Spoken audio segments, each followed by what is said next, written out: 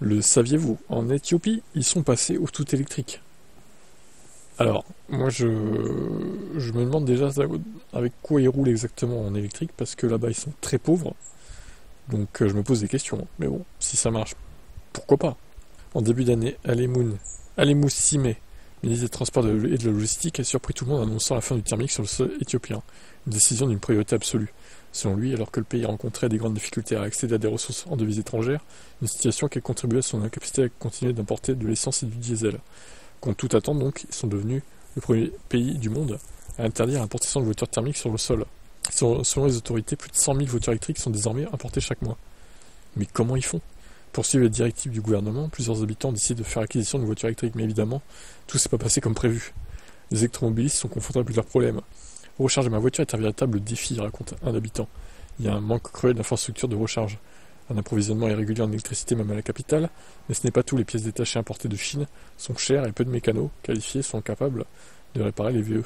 Sans compter que leur valeur de revente est particulièrement médiocre en Éthiopie, le gouvernement tente de trouver des solutions pour rassurer les habitants. Un grand barrage est en cours de construction sur le Nil. Il devrait permettre au pays d'augmenter sa capacité énergétique. Ils ont qu'à foutre des panneaux solaires. L'Éthiopie, c'est bien éclairé là-bas, par le soleil.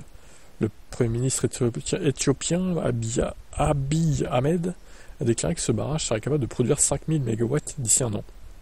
C'est pas mal. Selon les autorités, ça devrait faciliter la transition vers les VE, mais en attendant, de nombreux habitants d'Addis Abeba, une ville de 5 millions d'habitants, ont des doutes sur la stratégie du pays. Les quelques garagistes capables de réparer les voitures électriques sont en panne, se disent débordés, et les clients affirment que les prix de réparation sont très élevés à cause de l'offre restreinte. Seulement 2 ou 3 garages sont capables de réparer les VE en Éthiopie. Ce qui n'est pas beaucoup, effectivement. Mais alors, est-ce qu'on a une idée des modèles qui sont commercialisés? Parce que moi, je suis assez étonné. Parce que même les VE chinois sont un peu chers quand même pour eux, quoi. Ou alors c'est des daubes qui transforment en électrique, des vieilles thermiques pourries qui émettent des batteries dedans. J'en sais rien. C'est bizarre. Plusieurs centaines de VE sont actuellement garés dans des parkings en attendant des pièces qui doivent venir de Chine. Faisant fi de la situation chaotique vécue par les électromobiliers éthiopiens, le ministre des Transports assure de son côté que le pays va devenir une nation modèle en donnant la priorité aux VE. Il a promis d'investir dans des stations de recharge publiques et de construire une usine de batterie en Éthiopie afin de réduire la dépendance à l'égard des importations chinoises. Il y a également des initiatives pour tenter de produire des voitures électriques dans le pays. L'athlète olympique, au nom imprononçable, a par exemple essayé de s'associer au constructeur sud-coréen Hyundai, mais la collaboration a échoué en raison de problèmes d'approvisionnement. Malgré tout, Samson Beran, économiste basé à Addis Abeba, reste optimiste quant à cette transition à marche forcée.